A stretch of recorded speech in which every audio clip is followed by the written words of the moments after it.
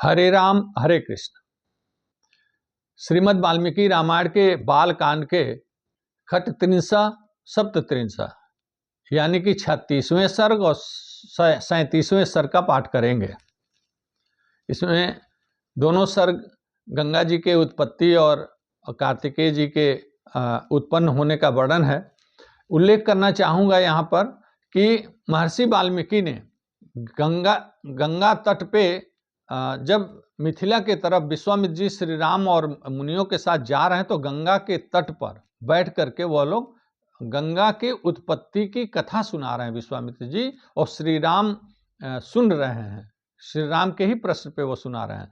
तो उल्लेखनीय यह है कि जो 35वां सर्ग है बालकांड का, वहां से 44वें सर्ग तक यानी 10 सर्ग में गंगा के प्रादुर्भाव, उत्पत्ति और भगीरथ द्वारा सगर का वर्णन और भगीरथ द्वारा गंगा जी को पृथ्वी पर लाए जाने का वर्णन 10 सर्गों में है।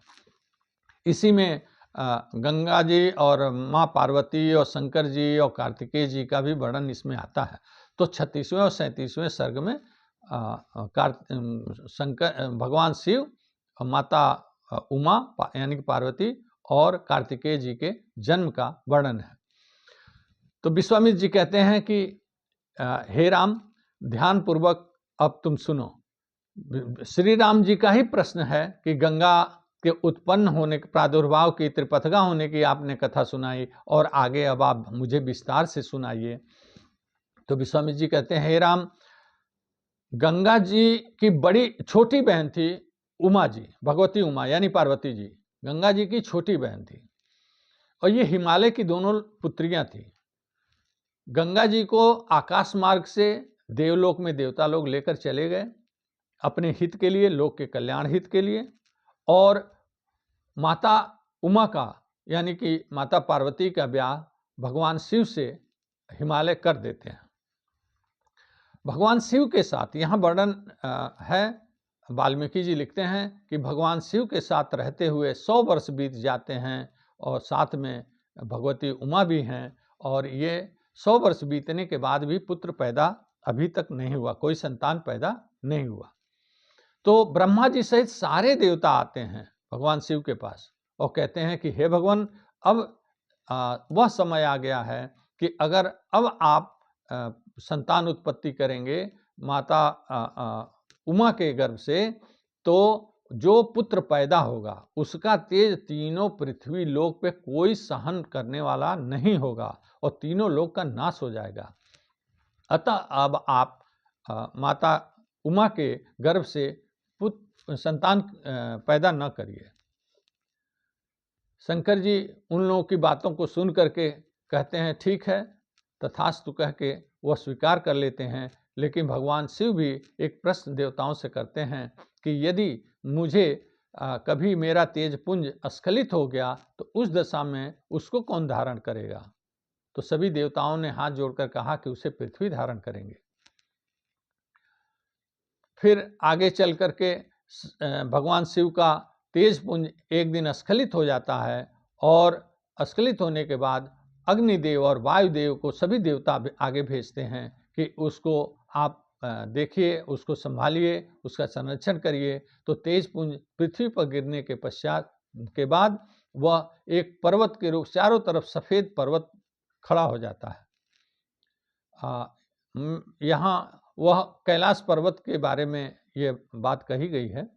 तो वहाँ एक श्वेत पर्वत खड़ा हो जाता है और पृथ्वी पर वह तेज पुंज गिरने के बाद वहीं उसमें कार्तिकेय जी का प्रादुर्भाव होना है। तो सभी देवता वो आते हैं और अग्नि से आग्रह करते हैं कि इस तेज पुंज को आप गंगा जी के गर्भ में आप इसको धारण कराइए।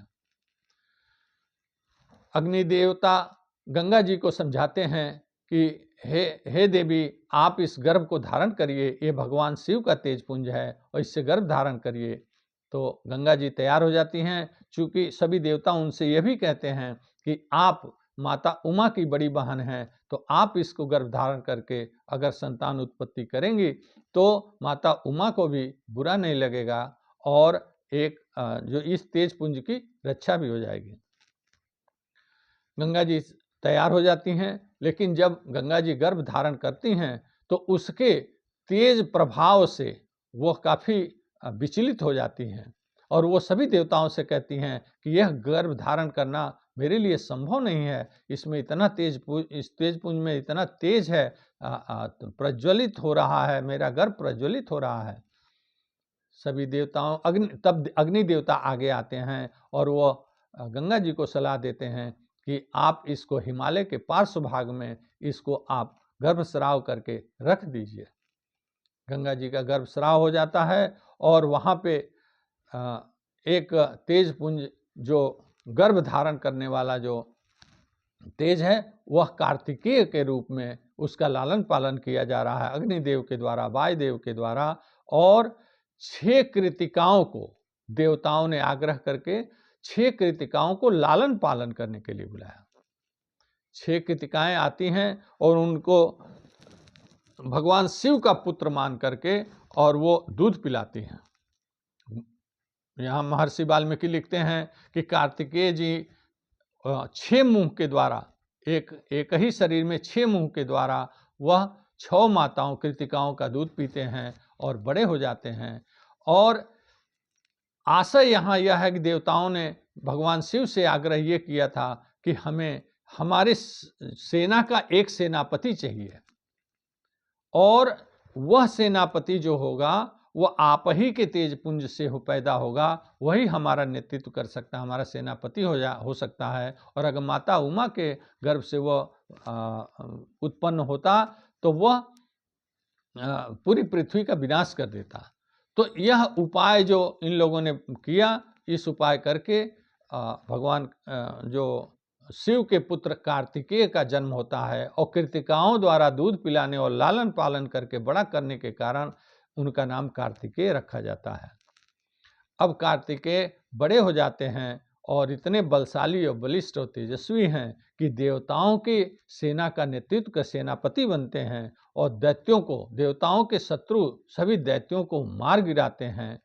यहाँ पे विश्वामित्र जी कहते हैं, हे राम, कार्तिकेय जी ने जब देवताओं के शत्रुओं का, दैत्यों का नाश कर दिया तो सभी देवता जा करके माता उमा के और भगवान शिव के चरणों में गिर करके प्रणाम करते हैं और अपने उद्देश्य की पूर्ति पाकर प्रसन्न होते हैं। लेकिन हे राम, एक यहाँ पे यह भी प्रसंग आता है कि माता उमा बहुत ही क्रोधित हो जाती हैं देवताओं के ऊपर और कहती हैं कि मुझे जिस प्रकार से तुम लोगों ने मैंने जो अपना विवाह किया था भगवान शिव के साथ, मैं तो अपनी संतान उत्पत्ति के लिए किया था, लेकिन तुम लोगों ने संतान उत्पत्ति से जिस प्रकार मुझे वंचित रखा, तुम देवताओं के भी पत्नियों के गर्भ से तुम्हारी संतानें पैदा नहीं होंगे।